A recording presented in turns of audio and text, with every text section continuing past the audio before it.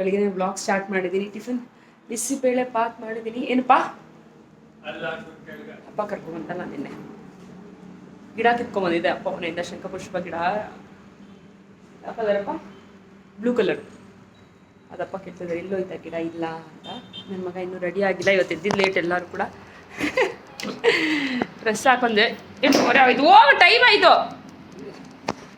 7 o'clock ಇದ್ದೀವಿ, ನಾನು ಒಂದು 7:30ಗೆ ಎದ್ದಿದ್ದಾನೆ. ಎಲ್ಲರೂ ಕೂಡ ಲೇಟ್ ಎದ್ದಿದ್ದು ಇವತ್ತು. ಯಾಕೋ ಸಕ್ಕತ್ತಾಗಿ ನಿದ್ದೆ ಬರ್ತಾಯಿತ್ತು, ಚೆನ್ನಾಗಿ ನಿದ್ದೆ ಮಾಡಿಬಿಟ್ಟಿದ್ದೀನಿ. ಮೂಗು ತುಂಬ ನೋವ್ತಾ ಇದೆ.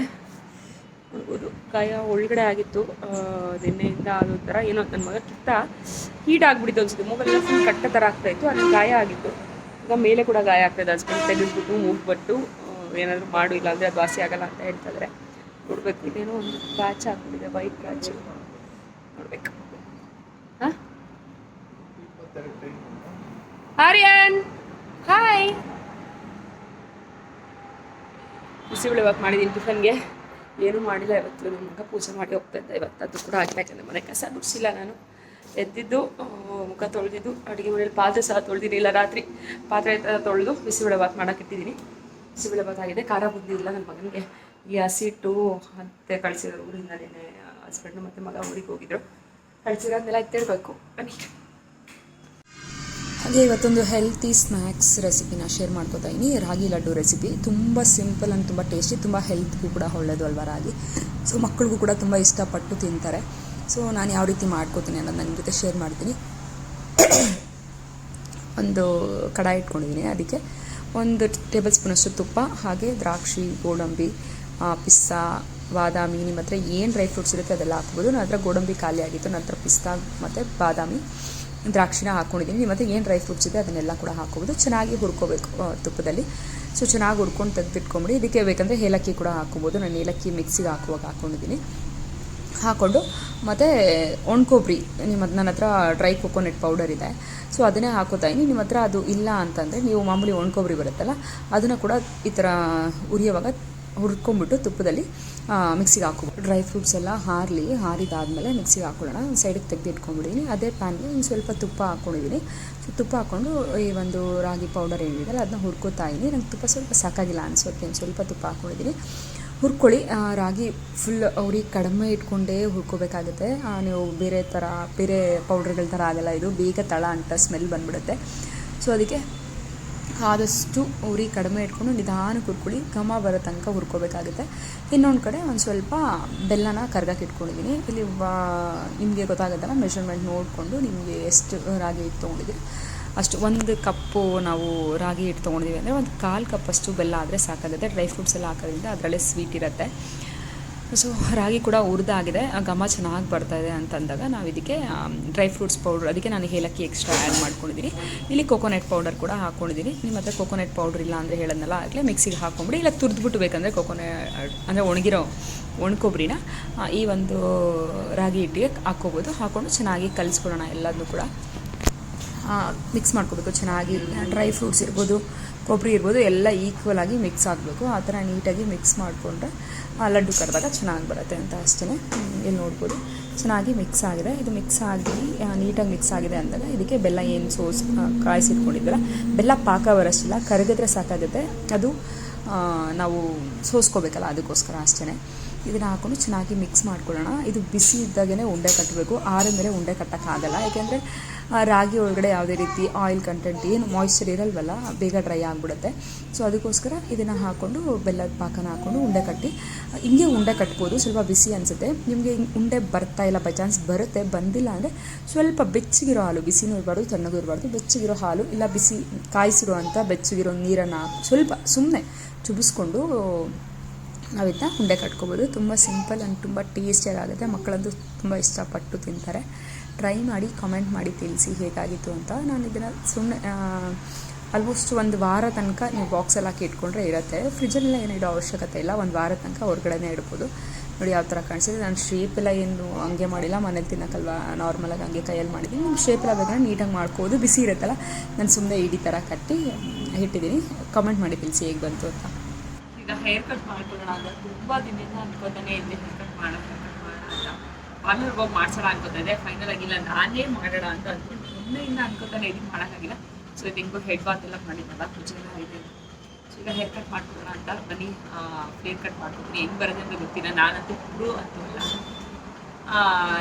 ಲಾಕ್ಡೌನಲ್ಲಿ ಹೇರ್ ಕಟ್ ಮಾಡ್ಕೊಂಡಿದ್ದೆ, ಮತ್ತು ಎಲ್ಲ ಮಕ್ಕಳಿಗೆಲ್ಲ ಮಾಡಿದ್ದೆ, ಗಂಡು ಮಕ್ಕಳಿಗೆಲ್ಲ ಮಾಡಿದ್ದೆ. ಸ್ಟ್ರೈಟ್ ಕಟ್ಟು ಅದೆಲ್ಲ ಮಾಡ್ತೀನಿ. ಅವಾಗ ಸ್ಟೆಪ್ ಕಟ್ ಮಾಡೋಣ ಅಂತ ಅಥವಾ ಲೇಯರ್ ಕಟ್ ಮಾಡೋಣ ಅಂತ ಏನೋ ಒಂದು ಕಟ್ ಆಗುತ್ತೆ. ಹೆಂಗೆ ಬರುತ್ತೆ ನೋಡೋಣ ಬನ್ನಿ. ಎಕ್ಸ್ಪೆರಿಮೆಂಟ್ ಅಂತ ಮಾಡ್ತಾಯಿದ್ದೆ. ಕೂದಲೆಗೂ ಚೆನ್ನಾಗಿ ಬೆಳೆದಿದೆ. ಫಸ್ಟ್ ಎಲ್ಲ ಈ ಥರ ಮುಂದಕ್ಕೆ ಹಾಕ್ಬಿಡೋದು. ಸಿಕ್ಕೆಲ್ಲ ಬಿಡಿಸಿದ್ದೀನಿ ನೀಟಾಗಿ. ಇನ್ನೊಂದ್ಸತಿ ನೀಟಾಗಿ ಹಿಂದಕ್ಕೆ ಹಾಕ್ಕೊಂಡು ಈ ಥರ ಬಾಚ್ಕೊಂಡ್ಬಿಡೋಣ. ಫಸ್ಟ್ ಸ್ಟೆಪ್ಪು ತಲೆಗೆ ಸ್ನಾನ ಆಗಿರಬೇಕು. ನೀವು ಆಯಿಲೆಲ್ಲ ಹಚ್ಚಿ ಅಥವಾ ತಲೆಯಲ್ಲಿ ಎಣ್ಣೆ ಹೋಗದೆ ತಲೆ ಸ್ನಾನ ಮಾಡಿದರೆ ಅದೆಲ್ಲ ಮಾಡಿದಾಗ ನೀಟಾಗಿ ಬರೋಲ್ಲ. ನಿಜ, ನೀಟಾಗಿ ತಲೆಗೆ ಸ್ನಾನ ಮಾಡಿಕೊಂಡು ನೀವು ಹೇರ್ಸ್ನ ಕಂಡೀಷ್ನರ್ ಎಲ್ಲ ಮಾಡ್ಕೊಂಡಿದ್ರೆ ಇನ್ನೂ ಚೆನ್ನಾಗಿರುತ್ತೆ. ನಾನು ಏನೂ ಮಾಡಿಲ್ಲ, ಇತ್ತೀಚೆಗೆ ನಾನು ಏನೂ ಬಳಸ್ದಲ್ಲ. ಯಾಕಂದರೆ ಹೇರ್ ಫಾಲ್ ಕಂಟ್ರೋಲ್ ಆಗಲಿ ಅಂತ ಹಾಗೆ ಬಿಟ್ಬಿಟ್ಟಿದ್ದೀನಿ. ಸೊ ನೀಟಾಗಿ ಬಿಡಿಸ್ಕೊಂಡು ಹಿಂದೆ ಇರೋ ಹೇರ್ಸ್ ಎಲ್ಲ ಮುಂದಕ್ಕೆ ಹಾಕ್ಕೊಂಡು ಫೋರ್ಹೆಡ್ ಹತ್ರ ಒಂದು ರಿಬ್ಬನ್ ಹಾಕೊಂಬಿಡಿ. ನೀವು ನೋಡ್ತಾ ಇರ್ಬೋದು, ನಾನು ಕೆಳಗೆ ಒಂದು ರಿಬ್ಬನ್ ಹಾಕೋತಾ ಇದ್ದೀನಿ. ಈಗ ನಿಮ್ಗೆ ಎಷ್ಟು ಲೆಂತ್ ಬೇಕು ಅಷ್ಟಕ್ಕೆ ನೋಡಿಕೊಂಡು ಒಂದು ರಿಬ್ಬನ್ ಹಾಕ್ಕೊಳ್ಳಿ.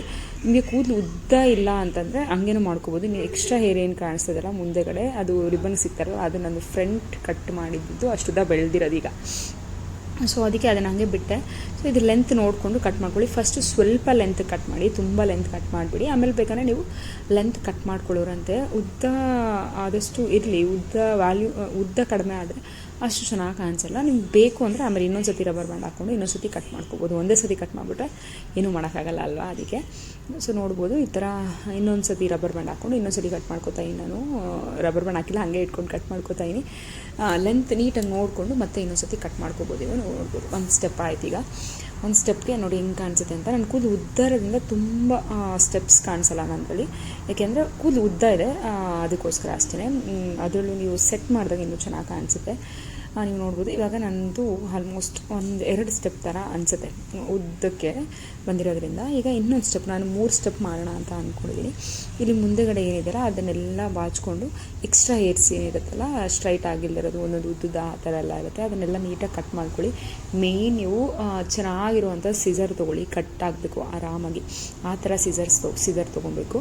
ಮತ್ತು ಕೂದಲೆಲ್ಲ ಹಿಂದಕ್ಕೆ ಹಾಕ್ಕೊಂಡು ಮತ್ತು ಕಿವಿ ಹತ್ರದಿಂದ ನೀಟಾಗಿ ಮತ್ತೆ ಒಂದು ಸ್ಟೆಪ್ಗೆ ಹೇರ್ಸ್ ತೊಗೊಳ್ಳಿ. ಕಿವಿ ಹತ್ರದಿಂದ ಲೈನ್ ಇಟ್ಕೊಂಡು ಎರಡೂ ಕೈಯಲ್ಲಿ ಕೂದಲು ಮುಂದಕ್ಕೆ ಹಾಕ್ಕೊಳ್ಳಿ. ಕಿವಿ ಹಿಂದಕ್ಕಿರೋ ಕೂದಲೆಲ್ಲ ಹಂಗೆ ಬಿಟ್ಬಿಡಿ ಹಿಂದಕ್ಕೆ. ಇದು ಅಷ್ಟೇ, ಲೆಂತ್ ನೋಡಿಕೊಂಡು ನೀವು ಕಟ್ ಮಾಡ್ಕೊಳ್ಳಿ. ನಿಮಗೆ ಸ್ಟೆಪ್ಪು ಡಿಸ್ಟೆನ್ಸ್ ಜಾಸ್ತಿ ಇರಬೇಕಂದ್ರೆ ಸ್ವಲ್ಪ ಹೇರ್ಸ್ ಜಾಸ್ತಿ ಕಟ್ ಮಾಡಬೇಕಾಗುತ್ತೆ. ನನಗೆ ಅಷ್ಟೊಂದು ನಾನು 3 ಸ್ಟೆಪ್ಸ್ ಮಾಡಿಸೋದ್ರಿಂದ ನಾನು ಸ್ವಲ್ಪನೇ ಲೆಂತ್ ತೊಗೊಂಡಿದ್ದೀನಿ. ನೋಡ್ಬೋದು ಇಷ್ಟಿಟ್ಕೊಂಡು ಮತ್ತೆ ನೀಟಾಗಿ ಎಕ್ಸ್ಟ್ರಾ ಹೇರ್ಸ್ ಎಲ್ಲ ಏನಿದ್ರೆ ಅದನ್ನೆಲ್ಲ ಕಟ್ ಮಾಡಿಕೊಂಡ್ರೆ ಆಯಿತು. ತುಂಬ ಸಿಂಪಲ್ ಆ್ಯಂಡ್ ಈಸಿಯಾಗಿ 1/2 ಅವರಲ್ಲಿ ಆಗುತ್ತೆ. ಪಾರ್ಲರ್ಗೆ ಹೋಗಿ 700-800 ರೂಪಾಯಿ ಕೊಡ್ತೀವಿ. ಇಲ್ಲ ನಾವು ಪರ್ಫೆಕ್ಟ್ ಇಲ್ಲ, ನಾವು ಪಾರ್ಲರಲ್ಲೇ ಮಾಡಿಸ್ಕೊಂಡ್ರೆ ಆರಾಮಾಗಿ ಮಾಡಿಸ್ಬೋದು. ನಾನು ಎಷ್ಟು ದುಡ್ಡು ಕೊಟ್ಟು ಮಾಡಿಸಿರ್ತೀನಿ, ಬಟ್ ನಾವೇ ಮಾಡ್ಬೋದಲ್ಲ, ಟ್ರೈ ಮಾಡೋಣ ಅಂತ ನಾನು ಮಾಡಿದ್ದು ಅಷ್ಟೇ. ಸೊ ಆರಾಮಾಗಿ ಬರುತ್ತೆ, ಚೆನ್ನಾಗಾಗುತ್ತೆ. ನಿಜ ಚೆನ್ನಾಗಾಗಿತ್ತು ನನಗೆ. ನಾನು ಈಗ ಏನಾದರೂ ಸ್ಟ್ರೈಟ್ ಕಟ್ಟೆಲ್ಲ ಮಾಡ್ಕೊಬೇಕಾದ್ರೆ ನಾನೇ ಮಾಡ್ಕೊತೀನಿ ಆರಾಮಾಗಿ. ತುಂಬ ಜನಕ್ಕೂ ಕೂಡ ನಾನು ಮಾಡಿದ್ದೀನಿ. ಬಟ್ ಸ್ಟೆಪ್ ಕಟ್ಟು ನಾನು ಸ್ಟೆಪ್ ಅಥವಾ ಫೆದರ್ ಕಟ್ ಏನು ಹೇಳ್ತೀವಿ ಅದನ್ನು ನಾನು ಫಸ್ಟ್ ಟೈಮ್ ನಾನು ಮಾಡಿರೋದು, ಬಟ್ ತುಂಬ ಚೆನ್ನಾಗಿ ಬಂದಿದೆ ಅಂತ ಹೇಳ್ಬೋದು.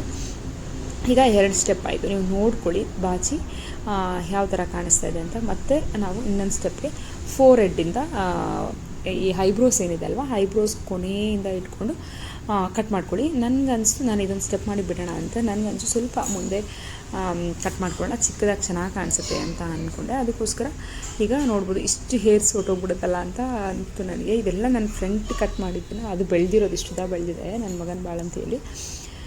ಸೊ ಇದನ್ನು ಈಕ್ವಲಾಗಿ ಕಟ್ ಮಾಡಿಬಿಟ್ಟು ಒಂದು ಸ್ವಲ್ಪ ಕೂದಲನ್ನ ಕಟ್ ಮಾಡ್ಕೊಳ್ಳೋಣ ಅಂತ ಅಂದ್ಕೊಂಡೆ ಇನ್ನೊಂದು ಸ್ಟೆಪ್ಗೆ.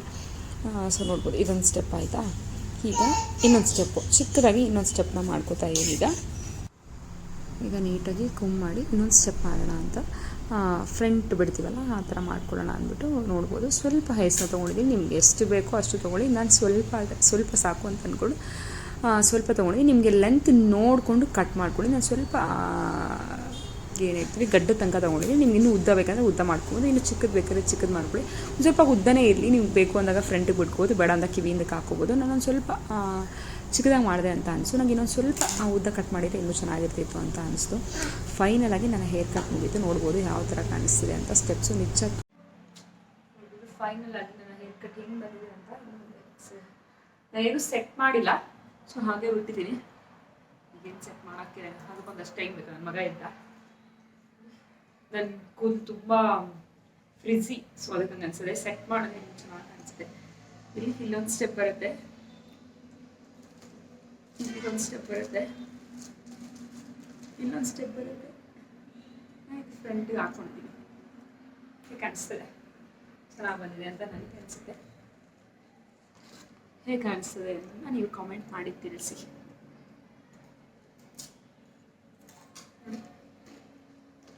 ಚೆನ್ನಾಗಲ್ಲ? ಸೆಟ್ ಮಾಡಿದ್ರೆ ಇನ್ನೂ ಚೆನ್ನಾಗಿ ಕಾಣಿಸುತ್ತೆ. ಸ್ಟಿಕ್ಕರ್ ಹೊಟ್ಟೋಗಿದೆ, ಸೆಟ್ ಮಾಡಿದ್ರೆ ಇನ್ನೂ ಚೆನ್ನಾಗಿ ಕಾಣಿಸುತ್ತೆ.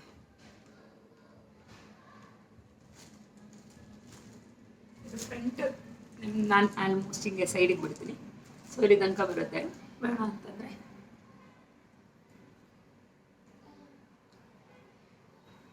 ಈ ಥರ ಕೂಡ ಇಟ್ಕೋಬೋದು.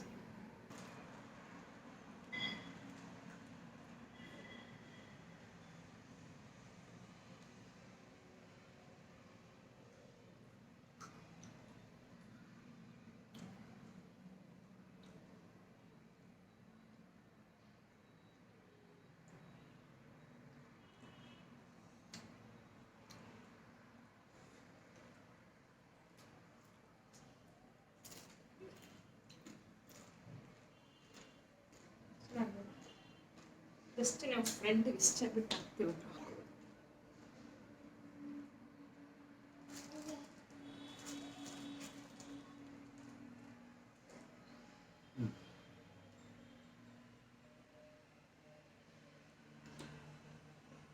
ಮನೆಗೆ ಒಂದು ದೊಡ್ಡ ಕಳ್ಳ ಬಂದಿದೆ ನೋಡಿ. ಏ ಕಳ್ಳ, ಏ ಕಳ್ಳ, ಇಲ್ಲಿ ನೋಡಿಲಿ.